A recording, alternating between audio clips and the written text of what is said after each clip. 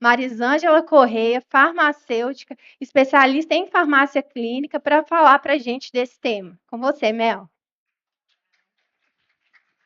Obrigada. Boa tarde a todos. Não, vocês almoçaram, gente. Boa tarde. Agora sim. Não quero ver ninguém dormindo, hein, gente? Eu sei que depois do almoço dá aquele soninho, mas nós vamos falar sobre nutrição na veia, então não tem por que vocês estarem dormindo, né? Como a Ednaira falou, nós vamos falar um pouquinho aí sobre as estratégias aí da nutrição injetável, como performance clínica, falar um pouquinho aí sobre essas terapias injetáveis. Para eu conhecer um pouquinho de vocês, quem aqui é médico? Ok. Quem já faz as terapias injetáveis? Muito bem. Então, eu estou aqui para encorajar vocês, que são médicos que ainda não fazem as terapias injetáveis, para começar. Porque realmente é um caminho sem volta. É algo que vocês vão ver durante a aula que faz muito, muito sentido. E vocês que são aí nutricionistas, que o conselho não permite, né, fazer as terapias injetáveis, mas façam uma parceria com o médico. Precisa de ter, né, aquela equipe multidisciplinar para que vocês possam estar ali caminhando juntamente com o médico, né? A doutora Juliana Paolo falou justamente sobre isso. E eu quero reforçar ainda mais vocês a encorajar a fazer essa parceria, porque vai fazer muito sentido, tanto para vocês quanto para o paciente. Bom, meu nome é Marisângela Correia, eu sou farmacêutica, pós-graduada aí em farmácia clínica, gestão da qualidade, sou membro do comitê científico da Central Injetáveis e hoje eu atuo como consultora de novos negócios. Então, para você que quer começar terapias injetáveis, vocês podem entrar em contato comigo, eu estarei ali fora para a gente conversar um pouquinho sobre isso. E nós estamos aqui para falar para vocês que soro da beleza não existe, soro azul não existe, soro da Mulher Maravilha não existe. Enfim, não existe protocolo mágico, não existe protocolo fixo e não existe protocolo. Existe ser humano individualizado e que precisa ser analisado clinicamente por vocês. E é vocês que vão fazer a análise clínica, toda a anamnese ali, é vocês que vão realmente prescrever aquilo que o paciente precisa. Então, aqui, eu vou falar um pouquinho, né, sobre a questão de farmacodinâmica, aí, né, tanto de um ativo que é pela via oral ou pela via também injetável.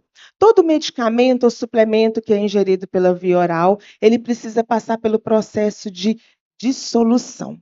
Depois que ele passa por esse processo de dissolução, ele precisa de passar pelo processo de absorção. Opa! Cadê? O que aconteceu?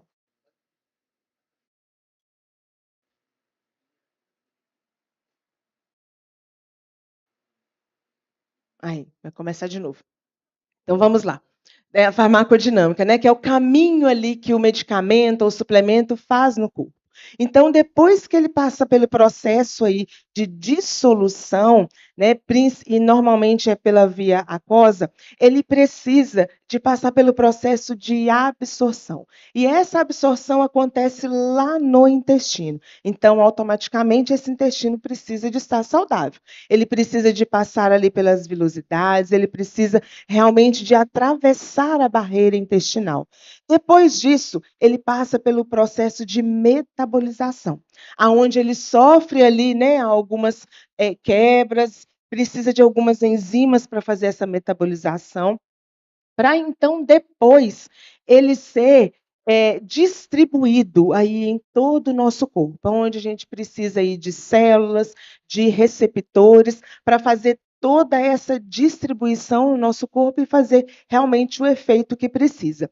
Quando falamos de injetáveis, principalmente pela via endovenosa, todo esse processo não precisa mais, ele já cai diretamente na corrente sanguínea, eliminando todo esse processo de absorção. E assim como o processo também pela via intramuscular. Ele vai atravessar ali o músculo, né? E vai precisar de ser absorvido lá nos capilares sanguíneos. Então, ou seja, todo aquele processo de dissolução, absorção, e tudo isso não precisa, ele já vai direto ali na corrente sanguínea. E aí a terapia injetável é novidade? Não, não é novidade, não é mesmo? Quem aqui nunca precisou de ir a um hospital ou nunca prescreveu algum Buscopan, dipirona, algum medicamento pela via injetável, porque o comprimido não estava tendo resultado? E aí, quando a gente pensa em injetável, a gente pensa em melhora da clínica, né? O injetável ele tem uma melhora clínica muito mais rápida. E você precisa de segurança, você precisa de adesão, você precisa realmente de estudar. E nós estamos ali na central injetável justamente para te ajudar, para te dar essa segurança, e o paciente vai ter muito mais adesão ali àquele tratamento. E com isso você tem uma velocidade e um resultado muito mais rápido quando inserimos aí as terapias injetáveis na clínica. Eu gosto de trazer essa imagem porque nos nossos antepassados, eles tratavam os pacientes como um chás, não é mesmo? E tinha um resultado. A ciência foi evoluindo e chegou à fase ali dos comprimidos. Então teve uma evolução ali, né? Opa, já mudou para um carro. E hoje existem as terapias injetáveis. E é algo que transporta você para uma viagem muito mais longa, muito mais rápida, uma velocidade aí melhor e um resultado melhor também. Mas para conduzir esse avião, nós precisamos de pilotos que estejam seguros, e esses pilotos são vocês. É vocês que vai pilotar esse avião. É vocês que vão trazer aí a segurança para o seu paciente, a adesão para o seu paciente, fazer ali as terapias injetáveis. E por que usar injetáveis? Como eu mostrei no vídeo anterior, o fármaco ele é degradado quando ele é ingerido pela administração oral, e ele tem pouca ali absorção. Eu trago aqui para vocês, falando um pouquinho sobre o ativo ácido alfa-lipoico, que é um ativo que ele é considerado como maior absorção. E olha só, ele apenas 20 a 30% dele escapa da metabolização hepática. Isso porque ele é um dos melhores que tem absorção. Agora, isso aqui a gente não está considerando como está o intestino desse paciente. Uma outra substância também que a gente precisa destacar são as substâncias lipossolúveis, né? A vitamina A, D, E, a K2, a coenzima Q10, todas essas substâncias elas têm dificuldade em dispersibilidade em água. Então, com isso, reduz também a biodisponibilidade para o organismo. Tanto faz necessário aí fazer as terapias injetáveis dessas substâncias. A vitamina C, que é um produto, um ativo também muito utilizado, e ele tem uma absorção máxima de 200 miligramas por dia. Então, não adianta aumentar a dose, passar ali de 1 grama e meio, 2, porque o corpo não vai absorver mais do que 200 miligramas. Você vai estar apenas como se diz, aumentando ali, na verdade, a excreção dessa vitamina e não a absorção. Então, por isso, a gente precisa realmente ter ali um intestino saudável. Aqui eu trago para vocês um estudo mostrando a comparação da vitamina C ingerida pela via oral e a vitamina C pela via endovenosa. Nós vemos aqui neste estudo que apenas 150, foi administrado 1,25 grama e apenas 155 milimols por litro foi absorvido. E os mesmos 1,25 grama administrado pela via endovenosa, nós tivemos aí mais de 10 vezes a absorção. Então, olha só, comparando aí, né, a diferença da administração pela via oral para a via endovenosa, a importância aí da vitamina C como um antioxidante no nosso corpo. Eu trago aqui para vocês essa molécula tão poderosa, né? Nós sabemos aí que ela é muito importante para o nosso corpo, para a produção aí da energia mitocondrial, realmente trazer energia para o nosso motor aí do corpo.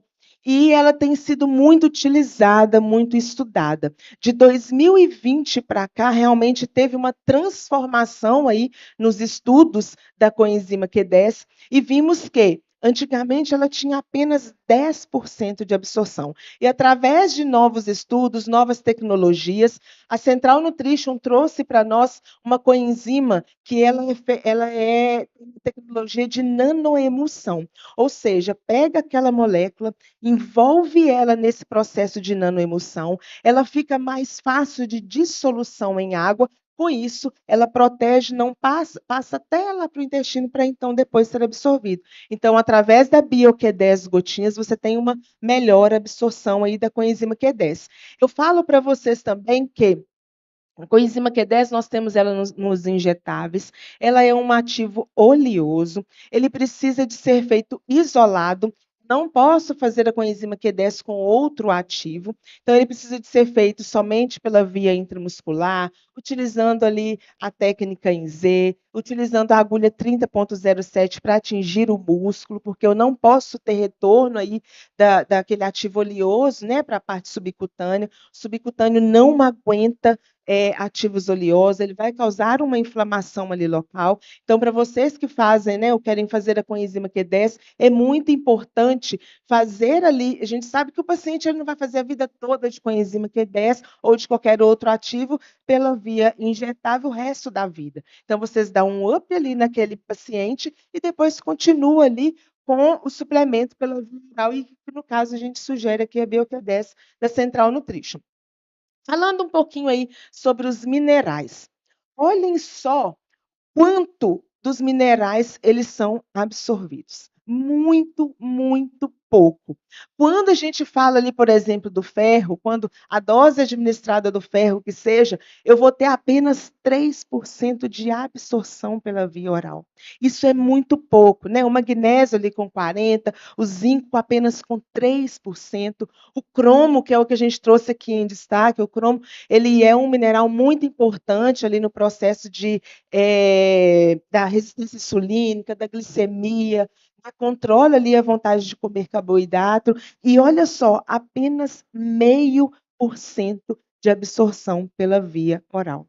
Ou seja, está sendo praticamente todo eliminado. E o que se faz hoje, né, pela via oral para melhorar essa absorção dos minerais, para ter uma melhor absorção? A prescrição é feita como um mineral quelado, né? Quelado ali no aminoácido, quelado no carboidrato simples, ele vai que meio que esconder o mineral e vai conseguir ultrapassar ali para poder ter uma absorção melhor.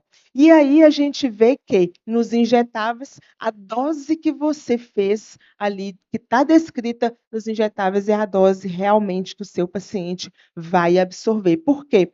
Pela via endovenosa, 100% de absorção. Pela via intramuscular, varia ali de 95% a 97%. Né? Isso é muito diferente do que o que a gente vê aqui pela via oral. Eu trago aqui para vocês, falando um pouquinho aí sobre a vitamina B12, a deficiência da vitamina B12, cada dia mais tem aumentado. Eu recebo muitos profissionais lá na consultoria falando muito que os pacientes estão deficientes da vitamina B12, estão com problemas ali cognitivos, de inflamação, dores no corpo, queda capilar, isso tudo por causa da vitamina B12. E aí eu trago aqui 3 etiologias para vocês. Olhem só. A vitamina B12, ela precisa de fatores intrínsecos para levar essa vitamina B12 para a absorção. Em pacientes que têm problemas autoimunes, os anticorpos eles bloqueiam esses fatores intrínsecos, ou seja, a vitamina B12 não vai ser absorvida. Esse paciente, você pode estar administrando vitamina B12 pela via oral, não vai adiantar, se ele não tem fatores intrínsecos. E mesmo que algum paciente tenha os fatores intrínsecos, como, por exemplo, o paciente que já passou por alguma cirurgia bariátrica, aquele que tem algum problema de inflamação intestinal, ele tem os fatores intrínsecos. Porém, devido à má absorção, a vitamina B12 passa direto.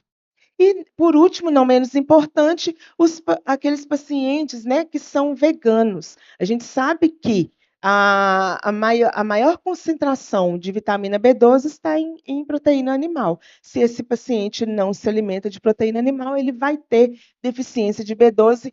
Eis aí mais uma justificativa para você fazer a vitamina B12 pela via injetável. E é uma das que tem muita saída. E na central injetáveis, nós temos a vitamina B12 na forma ativa, na forma de metilcobalamina. Então, ela já entra no corpo, ele não precisa passar por nenhuma transformação, já entra com melhor absorção. Nesse estudo, falando sobre a suplementação, comparando, né, a suplementação de ativos orais versus os injetáveis em idosos. E esse estudo, gente, não sei se vai dar para vocês verem, ele foi publicado em 1980. Olha só, desde 1980, 45 anos atrás, já foi comprovado que as terapias injetáveis em idosos teve muito mais efeito, muito mais resultado, os idosos tiveram muito mais qualidade de vida quando foi administrado injetáveis nesses pacientes. A gente sabe que quando nós vamos envelhecendo, o nosso metabolismo ele fica lento, a absorção ele fica lenta, eu não tenho enzimas digestivas o suficiente para fazer a quebra ali, para passar por toda aquela cascata para ter absorção. Então, mais um motivo. Idosos, a gente precisa de cuidar deles também.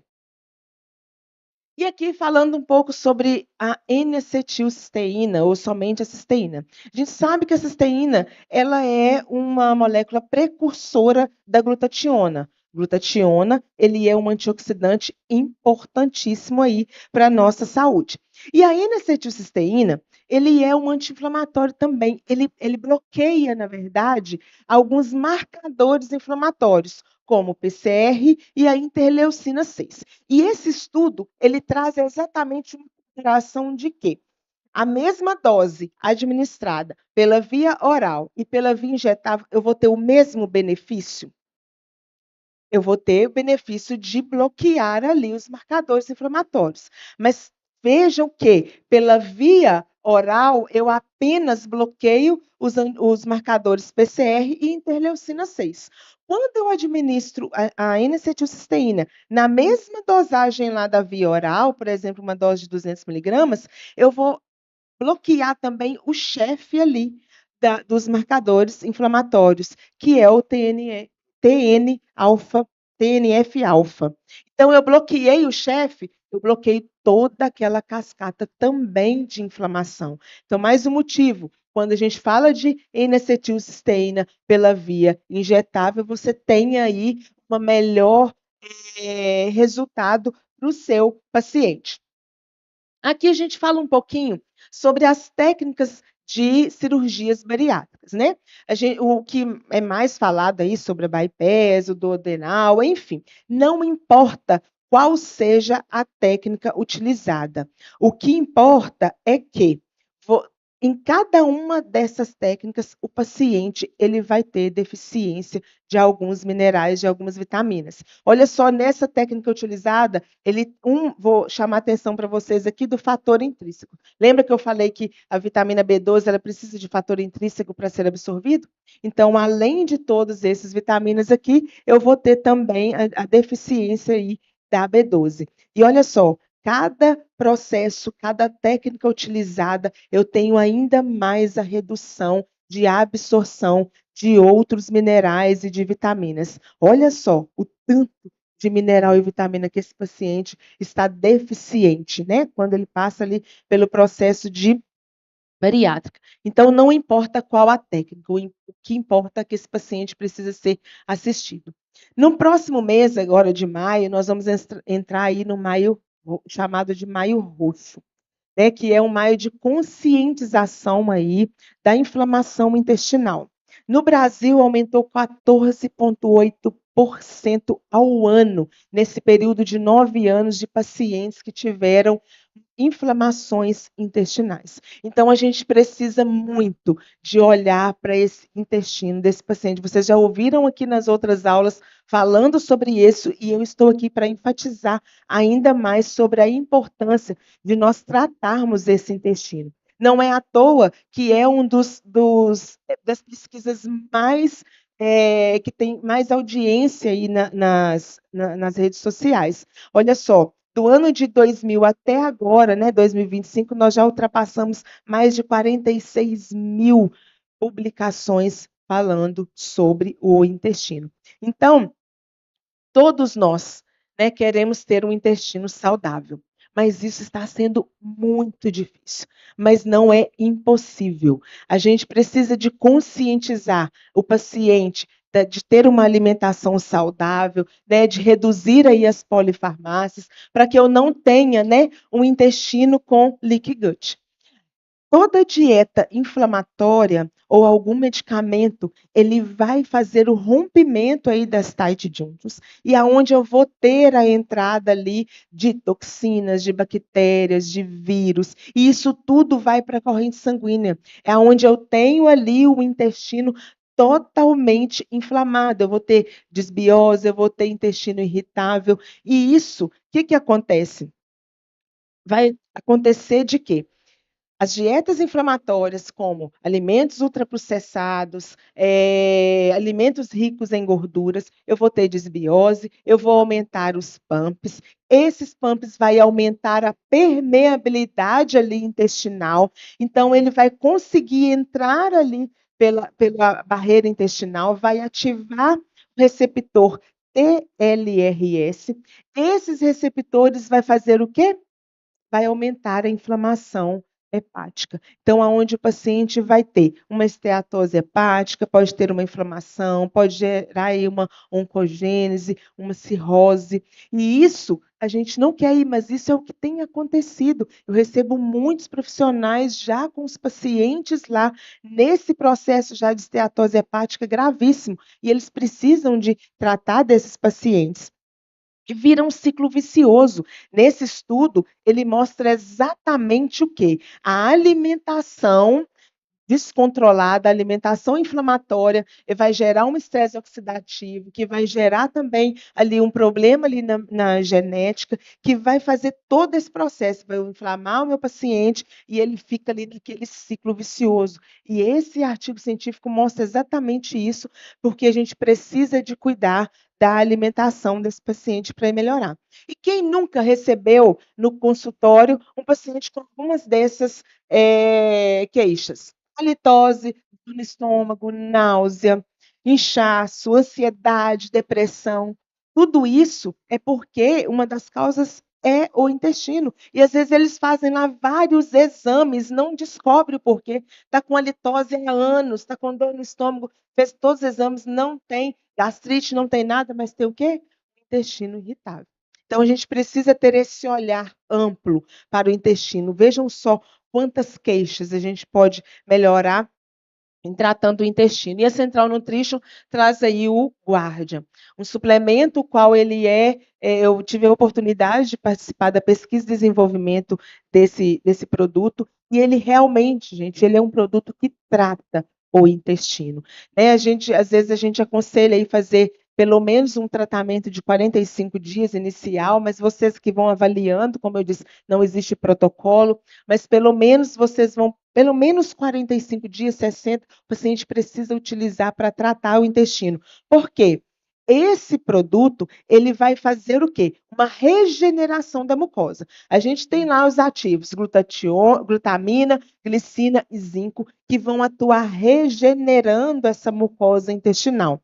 Os outros ativos, como ali NAC, beta-glucana, vitamina D, ele vai ajudar na modulação imune, no controle inflamatório desse intestino. E por último, eu vou ter a goma-cássia e a vitamina C, que vai melhorar a integridade dessa barreira intestinal. Então, lembra lá daquele intestino com leaky gut? Eu vou melhorar ali as junções da tight junctions. Então, eu vou melhorar a permeabilidade desse intestino. Então, tudo isso está dentro deste produto, que é um produto fantástico mesmo. Então, não deixe, gente, de olhar. Se vocês não tratarem esse intestino, não vai ter absorção nenhuma de nenhum nutriente pela via oral.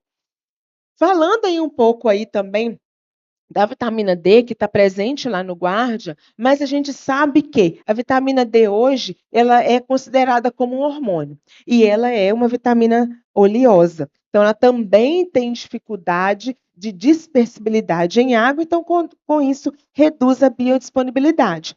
Mas nós sabemos também que existe a vitamina D pela via injetável. A gente sabe que a vitamina D, ela pode ser usada em portadores de diabetes mellitus, em mulheres pós-menopausa, nas doenças ósseas, na questão de osteoporose, na questão de controle aí também até mesmo da fertilidade. É o que trouxe esse estudo. Esse estudo, ele mostra que mulheres que têm dificuldade de engravidar, que têm problemas de fertilidade, foi comprovado que eles estavam ali com dosagem de vitamina D entre 40 e 60. Então, ou seja, precisamos aumentar os níveis de vitamina D dessa paciente que quer engravidar, porque dentro desses níveis que nós vemos aí, né, nos resultados de exames, essa mulher vai ter dificuldade de engravidar. Então, fazendo a suplementação ali da vitamina D, você vai otimizar bastante o resultado dessa paciente. Assim como em pacientes oncológicos.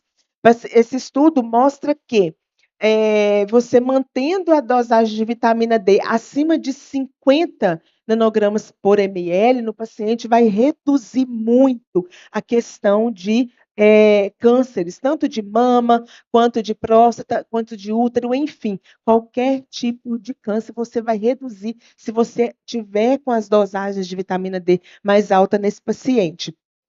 Como a gente falou, vitamina D é lipossolúvel, a gente precisa de otimizar. Esse estudo ele mostra o quê?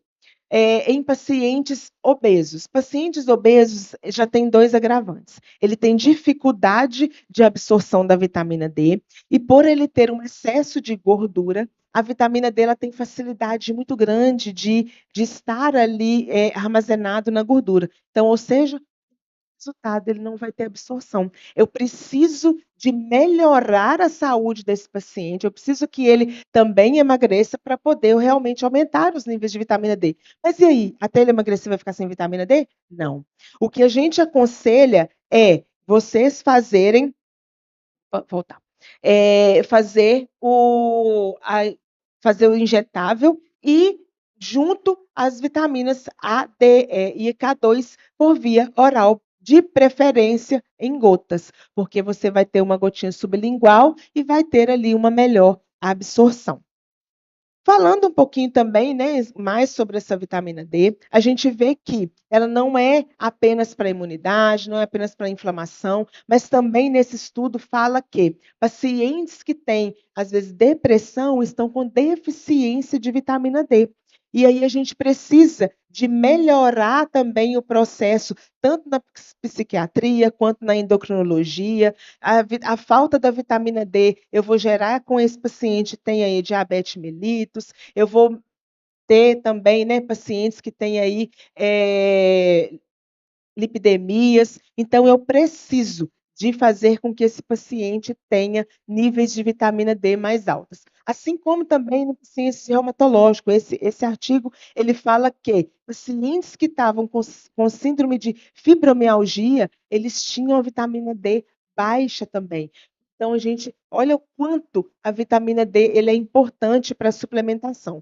E na central injetáveis, nós trazemos aí tanto a vitamina D isolada, quanto ela na forma de A, D, E e K2. Nas dosagens de 100 mil I, 300 mil I e 600 mil I. Você vai fazer a escolha de acordo com o exame clínico do seu paciente. A vitamina D, ela é uma vitamina oleosa, ela também precisa de ser feita aplicação intramuscular, isolada, lenta, profunda. Para isso, nós aconselhamos que seja utilizada com agulha 30,07. Porque se você usar uma agulha menor, você não vai atingir o nível muscular. Por ela ser oleosa, como eu falei anteriormente, o óleo ele vai extravasar para a parte subcutânea não aguenta volumes, né, oleosos. E aí vai gerar o quê? Reações. Muitas das vezes a gente recebe alguns profissionais que falam assim: meu paciente ele teve uma alergia à vitamina D. Eu apliquei e ficou com o bumbum vermelho. Não é uma alergia à vitamina D. Às vezes foi uma aplicação mal feita. Usou uma agulha menor, fez uma aplicação muito rápida, fez uma técnica errada também. Porque quando a gente fala de suplementos oleosos, principalmente, a gente precisa fazer uma técnica em Z. Eu não posso fazer uma técnica em botão, porque eu estou prendendo ali o músculo ali e eu não vou atingir realmente o músculo, ele vai ficar mais na parte subcutânea. Então, eu preciso usar a técnica certa, a agulha correta. Mas e aí? Houve reação, apliquei errado, o que fazer? Fazer compressas de água fria, água morna. Se necessário, pode prescrever para o paciente algum antialérgico para evitar que ele coce aquele local, porque quanto mais ele coçar, mais vai espalhar ali, né, aquela inflamação local. Então, muito cuidado ao fazer não só a vitamina D, todos os ativos oleosos pela via intramuscular. Nesse artigo científico, a gente traz aqui, né, um pouquinho falando exatamente sobre, comparando ali a vitamina D pela via oral e pela via injetável. Quando a gente faz a suplementação pela via oral da vitamina D, em 30 dias você já vai ter resultado. Se você solicitar o exame do paciente, já vai ter aumentado os níveis ali de vitamina D. Ao contrário, pela via intramuscular. Pela via intramuscular, ele demora um pouquinho mais a elevar esse nível das vitaminas D. É em torno aí de 90 a 120 dias, é o que fala esse estudo. E é o que a gente tem visto na prática mesmo. Então, muitas das vezes, o profissional aplicou o injetável de vitamina D, logo daí 30 dias solicitou o exame, não tive resultado nenhum.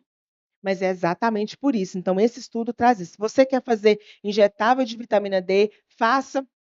Daí, 90 dias, solicita um exame do seu paciente, avalia ali o quanto subiu, e aí você vai analisar se esse paciente vai manter ali pela via oral, pela via injetável. Então, você é o responsável por estar fazendo todo esse processo. Eu trago aqui mais uma molécula muito importante, que o que a gente tem recebido também de profissionais procurando lá o ferro conosco, a carboximaltose férrica. A maioria das pacientes estão com ferro e ferritina muito baixa. Nós vimos aqui a palestra da Juliana Paola falando sobre as mulheres na menopausa, o quanto elas estão deficientes de ferro, e isso é fato, e a gente traz aqui a molécula carboximaltose férrica, ela é muito mais potente do que a sacarose de óxido férrico, ele é 5 vezes mais potente do que a sacarose. Então, você vai otimizar aí a ida do seu paciente no consultório, porque ao invés dele fazer 5 sessões de sacarose, ele vai fazer apenas uma sessão de carboximaltose férrica. Então, você vai estar otimizando a vida do seu paciente, você vai estar economizando insumos ali na sua clínica também, quando se faz a carboximaltose férrica. E como faz a diluição dela? Ela vem uma ampola de 10 ml, de 500 miligramas, né, por 10 ml. Normalmente, a gente aconselha fazer a diluição aí em bolsas de 250 ml. Eu sugiro até mesmo que, se é a primeira vez que o paciente vai fazer a infusão da carboximaltose férrica, dilui em 2 bolsas de 250. Avalie aquele paciente, porque ali a gente vai ter um ferro livre. O paciente pode ter algumas reações durante a aplicação. Então, faz uma infusão bem lenta, 40 gotas, no máximo 60 gotas por minuto. Fez a primeira bolsa de 250? Avaliou, viu se o paciente está bem, faz a segunda bolsa, ok? Um outro ativo muito importante, ácido alfa-lipoico. A gente sabe muito bem que ele é o melhor anti-inflamatório, antioxidante, está ali naquela cascata toda, para que a gente consiga ter uma melhora aí, do perfil lipídico, melhora da sensibilidade à insulina.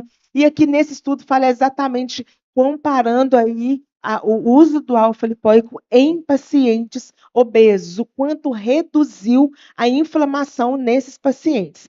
E eu trago aqui para vocês, nesse gráfico, o quê? Quando o paciente ingere o ácido alfa-lipoico, eu tenho ali alguns marcadores inflamatórios que diminuiu. TNF-alfa, interleucina 6, né, como a gente já falou lá atrás. Agora, observem que a adiponectina, ela aumentou. Mas e aí? Por que a adiponectina aumentou? Isso é bom? Isso é ruim? Isso é ótimo. Sabe por quê? A adiponectina, ela é um hormônio. E em pacientes obesos, esse hormônio ele está baixo. Quando ele está deficiente, eu tenho uma dificuldade com que esse paciente emagreça. Por quê? Quando eu aumento ali a adiponectina, eu vou aumentar a angiogênese, a função endotelial, eu vou aumentar aí a sensibilidade à insulina, eu vou aumentar aí a oxidação de ácidos graxos. Então, por isso, eu preciso de adiponectina mais alta para que eu consiga fazer com que esse paciente consiga desinflamar, a emagrecer. Então, sempre nas nossas consultorias farmacêuticas, a gente sempre orienta. Quer fazer algum protocolo de emagrecimento no paciente? Começa desintoxicando ele, começa desinflamando, começa com ácido alfa-lipoico. E depois você vai inserindo ali outros ativos para ajudar no emagrecimento. A gente sabe que no dia a dia nós temos aí realmente um estresse, um cansaço físico, mental, cognição às vezes está lá embaixo, foco, concentração não está tão legal. E aqui nos injetáveis eu trago para vocês essa tríade, que é o alfa-GPC, a L-acetilcarnitina e a vitamina C. Esses três ativos, eles ajudam muito nesse processo. O alfa-GPC, ele é precursor da colina, acetilcolina. E eu preciso que a acetilcolina ela está associada à neurogênese, foco, concentração. Se eu não tenho a B5 lá no ciclo de Krebs, lá naquela cascata, eu não vou conseguir transformar o alfa-GPC. Eu não vou conseguir a produção de acetilcolina. E eu tenho aqui a L-acetilcarnitina, por quê? A acetil, ela faz ali com que eu pegue o ácidos graxos, leve ali para a mitocôndria para gerar energia. Então, eu vou melhorar a cognição. Então, esses três ativos, eles fazem isso conosco. Melhora a cognição, concentração, foco. E a gente indica sempre utilizar com o NeuroHealth da Central Nutrition. Então, você dá um up ali com esse pool cognitivo, que é o que nós chamamos, né? Esses três ativos. Com o pool cognitivo, você dá um up nesse paciente e continua ali o tratamento com o NeuroHealth, que também é um ativo muito importante, contém combinações ali de complexo B e outros ativos, fosfatidilcerina, para ajudar nesse processo de cognição. Nós vamos passar aí por um processo sazonal, né, mudança de clima. A gente precisa de melhorar a imunidade dos nossos pacientes, né? Muitas vezes, muitos pacientes sofrem aí com a mudança de clima, começa a ter resfriado, gripe, rinite, sinusite. E aqui, o que a gente chama, né, esse ativo injetável como Immunity, ele vai ter timomodulina, vitamina C e lisina. Aqui, a timomodulina, ela vai aumentar aí o estímulo da grânula poiese, que vai melhorar a resposta celular adaptativa. Já a lisina vai aumentar a arginase, que vai competir com a arginina, e aí ela vai causar a desestabilização do capsídeo viral, ou seja, ele vai destruir o vírus, juntamente com a vitamina C, que vai ser melhorar a imunidade inata e a imunidade adaptativa também. Então, olha só que trio importante também no processo de melhora de imunidade do seu paciente. É isso que eu tinha. Aqui eu apresento para vocês o nosso comitê científico. Todos nós estamos lá prontos para receber vocês. Nesse QR Code, vocês vão ter acesso aí, né, à nossa consultoria farmacêutica. Qualquer dúvida que vocês estiverem, que querem começar, Marisângela, eu não sei nada, eu quero começar. Nós estamos lá para pegar na sua mão, para caminhar junto com vocês nesse processo de terapias injetáveis. Meu muito obrigada e até a próxima.